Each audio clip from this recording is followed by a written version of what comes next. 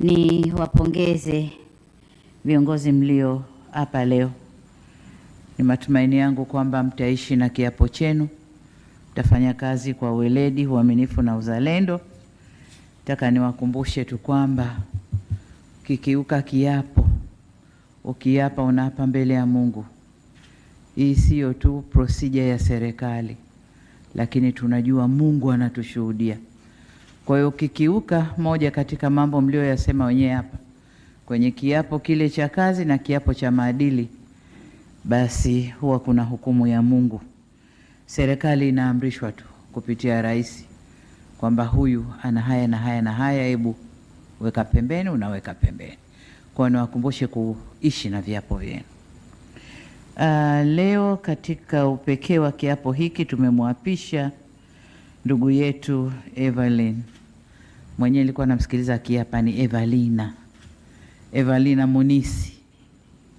Evelina ni katibu mkuu wa chama cha upinzani NCCR Mageuzi. Lakini nimeangalia CV yake nikaona ana sifa za kuingia ndani ya serikali na kutusaidia. Nilikuwa nafuatilia, nakumbuka maneno ambayo aliyekuwa mwenyekiti wa chama cha NCCR Mageuzi, kaka yetu Mbatia, kila akisema tumhudumie mama yetu Tanzania, tuipende mama yetu Tanzania, tufanyeje mama yetu Tanzania, motherland Tanzania. Kwa nikasema labda hichi chama filosofi yao ni kumhudumia mama yetu Tanzania.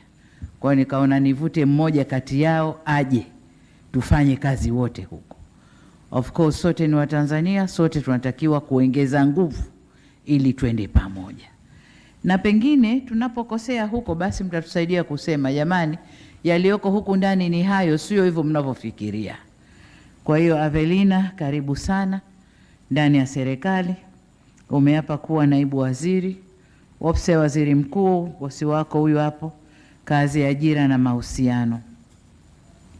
Sasa ndani ya ofisi hii kuna jukumu kubwa la kuhakikisha kazi za Tanzania zinakuwa za staha, haki inasimamiwa, stahili za wafanyakazi zinakwenda vyema kote, sekta ya umma na sekta binafsi. Lakini la pili, ajira za vijana wetu. Na kama unavyojua, ulivyosikia, tumeanza kutafuta ajira za vijana wetu nje ya nchi. Kwa muda mrefu tulikuwa tunapata hizo nafasi, lakini ndani ya wizara yenu huko kulikuwa kuna mambo yasiyoridhisha. Lakini tumepata, mwaka huu tumeanza kufungua. Tumeshapeleka zaidi ya vijana 7,000 nje, wasimamiwe haki zao, wasimamiwe maagent waliowapeleka vijana nje, haki zao kule na sheria za kazi. Serikali za kule zifate sheria zao, lakini na vijana wetu waende wakafate sheria za watu na stahiki za vijana wetu zipatikane. Eneo la tatu ni mahusiano. Mahusiano kwanza yanaingia kwenye kazi za, sekta ya kazi, kwamba tuna mahusiano ya utatu baina ya serikali, waajiri na waajiriwa. Kwa hiyo tuna mahusiano ya utatu kote, umma na sekta binafsi. Kwa hiyo hili nalo liendelee. Lakini mbali na hapo, nimewapa kazi ya kujenga mahusiano baina ya serikali na makundi mbalimbali. Na najua Evelina, wewe hodari kwenye hili. Wewe hodari kwenye hili. Tumefanya kazi pamoja kwenye vyama vya siasa, nimeona uwezo wako. Kwa najua utamsaidia waziri wako kwenye hili. Katika kazi, jambo kubwa ni kuheshimiana. Naendeni mkaheshimiane. Kila mtu anajua majukumu yake, anajua mipaka yake. Kwa hiyo heshima ndio jambo kubwa katika kazi. Nendeni mkaheshimiane. Lakini jingine ni kuangalia tu kwamba mnakwenda kusimamia wajibu na viwango vya kazi ili nchi ifaidike na ijengeke kwa juhudi zinazofanywa na Watanzania wenyewe kulijenga taifa lao kwa kasi tunayoitaka. Upande wa pili, kama nilivyokuambia, mkasimamie haki ya wafanyakazi, lakini na haki zingine. Mwingine, nilifanya mabadiliko ya makatibu wakuu wawili, nadhani ndani ya sekta ya sheria na maendeleo ya jamii. Niliwabadilisha tu hivi. Maswi hayupo. Niliwabadilisha tu, na yale ni mabadiliko ya kawaida. Kwa hiyo nendeni kafanyeni kazi kila mtu aliko huko. Lakini nasisitiza tena, mahusiano ndani ya kazi, kuheshimiana ndani ya kazi ndio jambo muhimu sana. Asante sana. Kwa upande mwingine, ndugu Heri Mahimbali, wewe tumekupeleka TEMESA.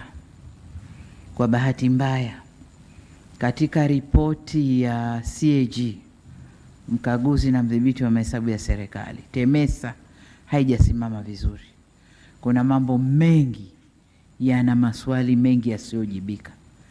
Nataka ukaisimamie TEMESA. Kaifanye TEMESA iwe kweli chombo cha serikali cha kutumainiwa. TEMESA sasa unapeleka gari, wanalikagua, wanakwambia hili gari lina ubovu huu na huu na huu, lakini sisi vifaa hatuna nini. Kwa hiyo tunakupa hii sijui ndo nini wanasema, ile ruhusa serikali ya kupeleka nje. Kumbe wamepeleka gereji yake au gereji anayoijua. Au penginevo mafundi wale wanarudi wanakuja kuambia sisi tunaweza kulitengeza. Nunua tu hiki na hiki na hiki tutalitengeza hapa. Lakini kuna mambo mengi mengine yako kule. Ukiangalia ripoti ya CAG ya mwaka huu utaona mapungufu yaliyopo, na omba kayasimamie. Shirikiana na sekta, waziri wako, katibu mkuu, nadhani ni ujenzi. Kwa nenda kayasimamie, mwende mkaitengeneze TEMESA iwe kweli ni chombo cha serikali cha kutumainiwa. Sina shaka na uwezo wako, na nadhani you are grown up, nenda kasimamie.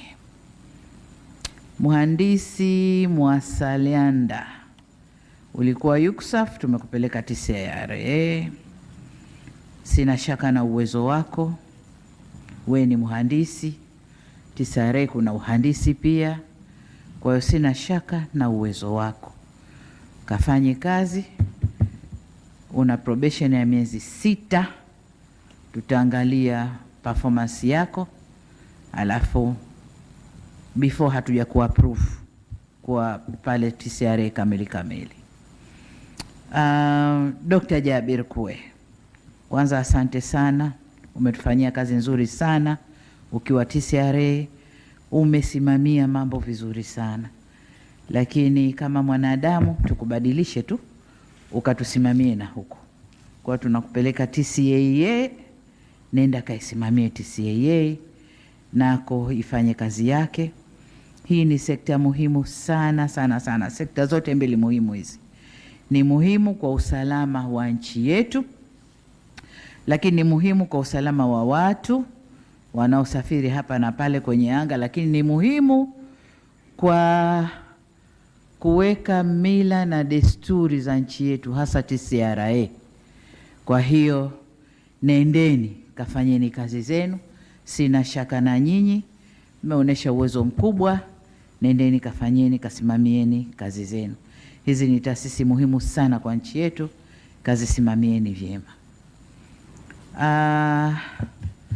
Angela na Balozi Mwadini, nyinyi ni wa kwangu, tutafundana vichwa tukiwa ndani huko.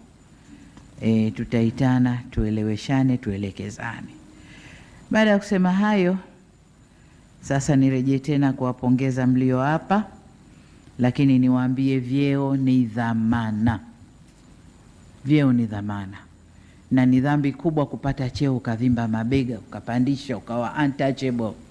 Wewe unanijua mimi nani? Who are you? Narudia tena, wewe nani? Wewe nani? Wewe ni kiumbe kama mwingine, ila Mungu ameamua ushike hapo uliposhika, na amekupa hapo ili uwatumikie watu kama ni sadaka yako ukiwa duniani. Hutumikii watu, Mungu anajua na punishment zake. Kama nilivyosema, serikali inapitia tu, lakini mambo yote ni mwenyewe Mungu. Kwa hiyo niwaombee baraka za Mungu, mwende mkafanye kazi zenu vizuri, lakini nanyi mjichunge na mjitahidi kufanya kazi zenu.